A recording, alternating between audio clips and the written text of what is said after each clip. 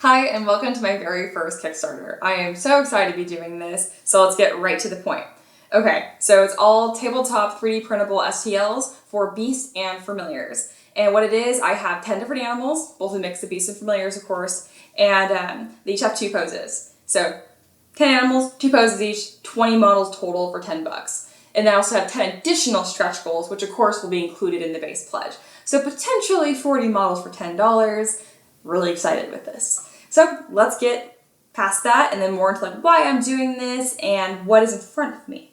So what's in front of me is all my test prints, and I mean all of them, including the failed ones, like this unicorn's face didn't print, and I have horns issues. So I want to talk about this. So it's really important to me that these are printable on FDM and resin. I know resin's really kind of making a sweep with minis right now, but the fact is a lot of people have FDM printers. I would say the majority. Whatever, I want to make sure they work for FDM as well.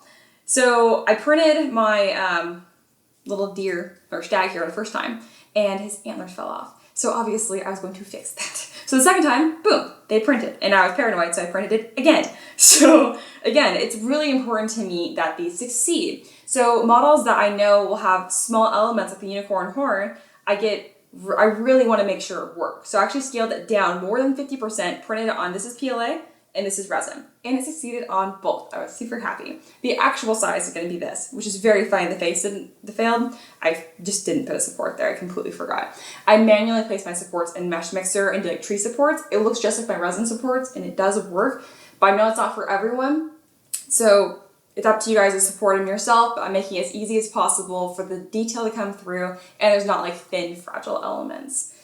So again, these are all my PLA prints and these are all of my resin prints. So for really small minis like my spiders, supportless, 100% supportless. As of right now, filming this, all the models I have do require supports except for these. These are my only supportless ones.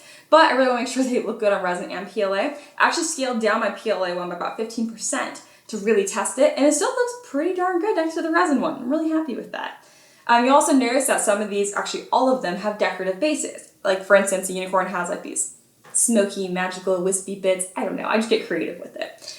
Now, if you're like, well, I hate them, whatever, you don't have to use them. I have 3 versions of every single model. There is a no base version, simple base, which is just a base with no texture on it, and the decorative base.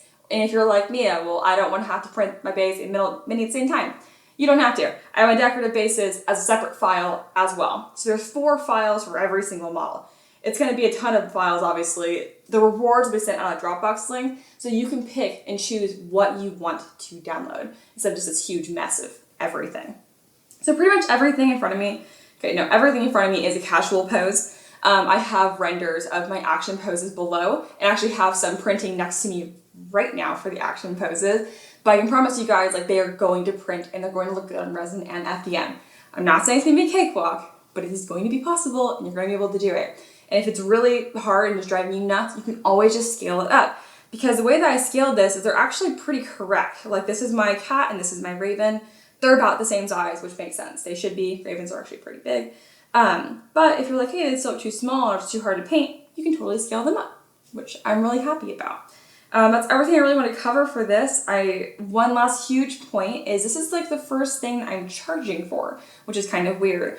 And the reason for that is because I love modeling animals and I just want to be able to do my own side projects, but still keep the lights on. And I like to eat and cook a lot, so that too. That's not to eat ramen every night.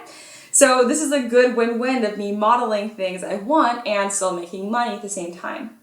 And still, like always, all of these, everything that I make for Kickstarter, stretch goals, core package, will be released for free if funded. It won't be released immediately because then, like, for backers, it's kind of like, I just think it's rude. Like, you guys supported me, so you guys get it first and, like, really first. I won't release this Thingiverse until at least, like, 2 months after the fact. Another big thing is, too, if, like, we somehow just blow past the stretch goals, which would be, like, more than $500, which would be insane. But if we did, then backers and my Patreon tiers will also be able to vote on what we do next. I'm willing to just keep working on this. I'm really excited. And it's really important, I want to mention, I don't just have all the files, I'm just hoarding them right now. As of the time of filming this, actually, I don't have all the action poses done even, and I haven't touched any of the stretch goals. I am not modeling them unless I have the money for it, so that's the whole point of this. So if this doesn't fund, it'd be kind of awkward because I'm going to have like 10 models or 20 models with 2 poses each, just done. But I haven't really thought that through. If this doesn't reach $100, I'm pretty confident it's going to. We'll see. I'll deal with that when it comes to that. But anyway, guys, thank you guys so much. And I'm really excited about this. And thanks for all your support. And a lot of you guys have been with me since the beginning. And I do notice and I really appreciate it.